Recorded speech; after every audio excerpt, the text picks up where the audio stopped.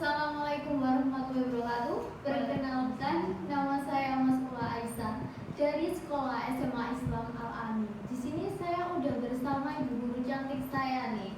Oke, ibu silakan perkenalkan dirinya. Perkenalkan, nama saya Fitri Ferdiawati, SPD. Saya mengajar di Sekolah Islam Al-Amin di Mapel Ekonomi. Oke, di sini kita akan bahas koperasi ya, yang bertajuk tema PDKT sama koperasi di era revolusi industri 4.0. Di podcast kali ini kita akan gempur pertanyaan-pertanyaan mengenai koperasi ke ibu. Jadi ibu harus siap nih ya. Pasti kalian di sini juga masih bingung kan? Apa sih yang namanya koperasi itu? Sama, saya juga kok. Ada orang yang bilang gitu, tak kenal maka tak sayang, jadi ayo kenalan biar kita makin sayang. Oke, sebelum lebih dalam, kita akan stalkerin dulu nih, apa itu koperasi dan tujuan dibentuknya koperasi. Jadi, menurut ibu, apa sih itu koperasi? Koperasi itu adalah sebuah organisasi atau badan usaha yang digalakan oleh orang seorang, yang anggotanya adalah orang seorang. Kenapa kok disebut sebagai badan usaha? Karena koperasi ini adalah badan usaha yang memiliki hukum atau dimuat dalam peraturan perundang-undangan, makanya dia disebut sebagai badan usaha. Oke, lalu Bu, apa sih tujuannya didirikannya koperasi ini? Singkatnya, kenapa koperasi didirikan? Tujuannya adalah untuk meningkatkan taraf hidup dari, khususnya dari anggotanya masing-masing, anggotanya sendiri, anggota si koperasi itu juga. Kemudian juga dapat meningkatkan taraf perekonomian masyarakat setempat, baik anggotanya tadi maupun masyarakat setempat yang dekat dengan koperasi tadi. Oke, setelah sedikit mengenal tentang latar belakangnya si koperasi, di sini kita akan mulai bahas mengetahui apa sih privilege yang didapat koperasi untuk kemajuan ekonomi. Ke pertanyaan selanjutnya nih Bu, kok bisa koperasi itu sangat berpengaruh dan dibutuhkan dalam bidang ekonomi? Kenapa koperasi dibutuhkan atau koperasi ini berpengaruh dalam bidang ekonomi? Seperti yang saya sampaikan tadi, dengan adanya koperasi ini, kemampuan perekonomian dari masing-masing anggota itu akan terbantu. Gitu. Kok bisa terbantu? Koperasi ini kegiatannya dia adalah menjual kebutuhan dari masing-masing anggotanya gitu. Jadi barang-barang yang jadi koperasi adalah barang-barang kebutuhan yang dibutuhkan oleh anggota dari koperasi itu tadi. Nah, dengan begitu kebutuhan dari masing-masing anggota ini kan akan terpenuhi. Kalau sudah terpenuhi, berarti taraf kemampuan ekonomi dari masing-masing anggota itu nanti akan terbantu dengan adanya, kalau koperasi itu ada yang namanya sisa hasil usaha. Dari akhir tahun nanti itu akan ada pembagian sisa hasil usaha sesuai dengan simpanan wajib dari anggotanya ataupun juga keaktifan dari anggotanya untuk membeli produk-produk yang dijual di koperasinya itu tadi. Oke, jadi koperasi itu dari anggota ke anggotanya juga ya? Iya, betul. Anggota, prinsip dari pendirian koperasi adalah dari anggota untuk anggota gitu. Oke, saya paham nih mulai sekarang. Kalau tadi koperasi sangat dibutuhkan dalam bidang ekonomi, aku tuh juga sangat dibutuhkan loh dalam hidup kamu. Enggak deh, bohong, dianya udah ada yang lain kok. Oh iya, selain itu koperasi juga sangat penting ya dalam bidang sosial untuk menumbuhkan rasa gotong royong, tolong menolong, bermusyawarah, dan tentunya kekeluargaan dan kebersamaan bersamanya ya Bu. Iya, betul. Oke, nah setelah kita mengetahui tentang apa itu koperasi, kita akan bahas gimana caranya ngebaperin koperasi. Atau lebih tepatnya kita akan berdiskusi senja. Bentar, masih siang nih. Maksudnya tuh berdiskusi mengenai strategi strategi pengembangan koperasi di era teknologi 4.0 seperti sekarang ini. So, check it out. Oke, Bu, gimana caranya biar kita tuh bisa manfaatin koperasi di era teknologi yang sekarang di kalangan generasi Z sih? Gimana caranya manfaatin koperasi di era generasi Z, generasi zero, generasi 4.0 ini kan yang dimaksud generasi itu adalah generasi yang dimana perkembangan teknologi itu semakin berkembang pesat. Jadi segala macam bentuk promosi untuk mempromosikan koperasi bisa digalakkan dengan cara menggunakan sosial media. Karena hampir semua ya, saya rasa sekarang mulai dari anak usia dini sampai dewasa pun banyak yang pengguna dari sosial media, entah itu aplikasi chatting atau aplikasi video dan lain sebagainya, itu kan banyak. Jadi bisa dimanfaatkan untuk pengembangan koperasi. Pengembangan seperti apa? Bisa dengan cara, oh ini loh ada koperasi A, oh ini loh ada koperasi yang jual barang A, B, C dan semacam itu.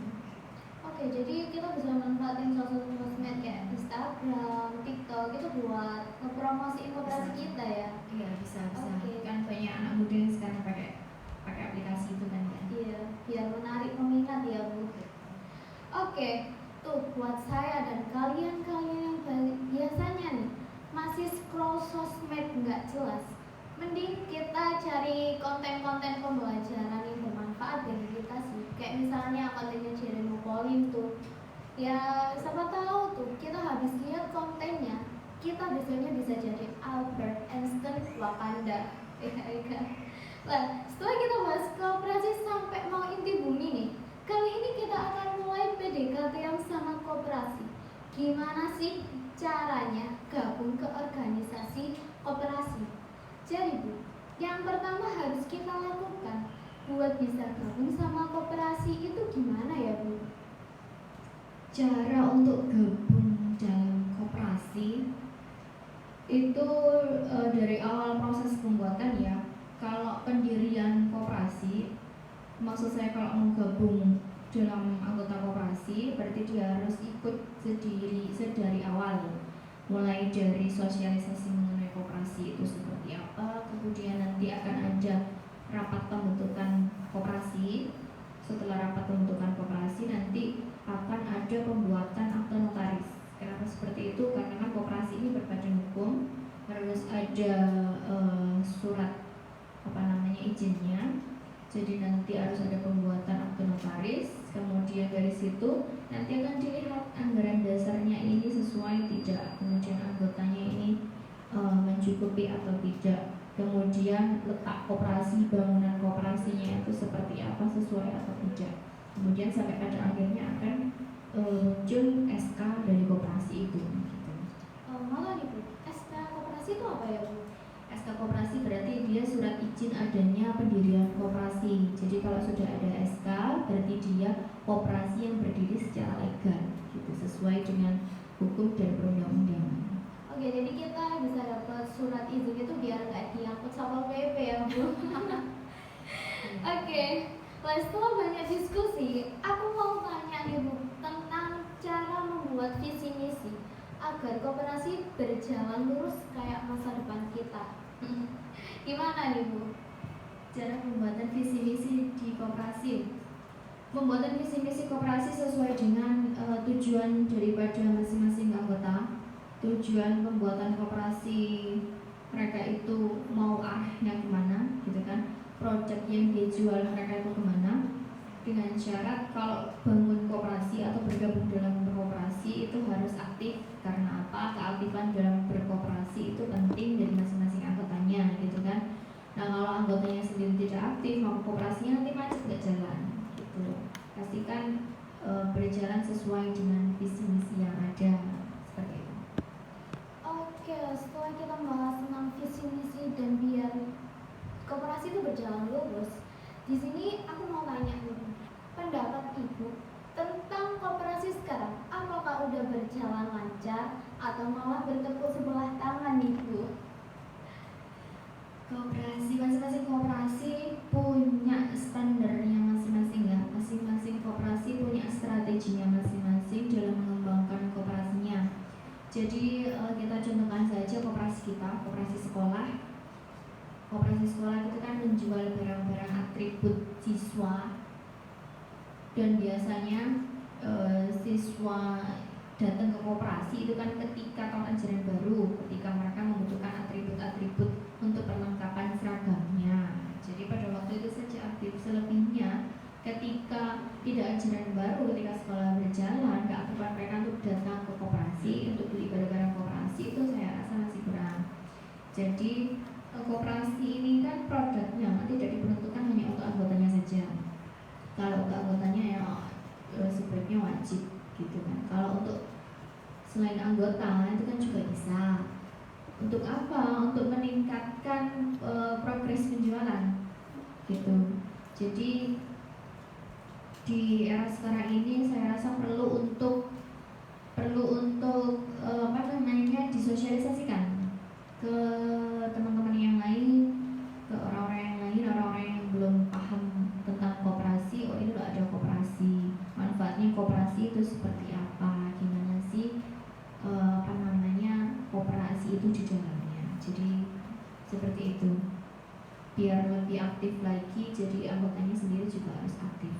Oke, jadi buat kalian yang udah buat organisasi koperasi, kalian tuh juga harus aktif ya. Harus anggotanya tuh juga harus aktif, menari anggota baru tuh kan biar makin rame gitu. Oke, nah jadi buat kalian nih yang no-lab atau introvert, kalian harus ikut serta dalam organisasi koperasi ya. Biar ada pengalaman dan tentunya pasti ada kawan, ya nggak Bu? Betul sekali. Kalau koperasi itu kan anggota orang seorang ya, jadi nggak harus kenalan kita, orang yang kita kenal.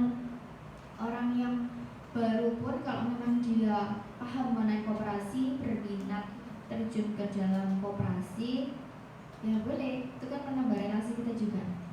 Tuh kan, bahkan kalian tuh catat nih, benar-benar harus dicatat ya. Oke, sekian dari podcast kali ini. Cukup sampai di sini kita PDKT-nya sama koperasi. Besok-besok kita akan jadian sama koperasi ini.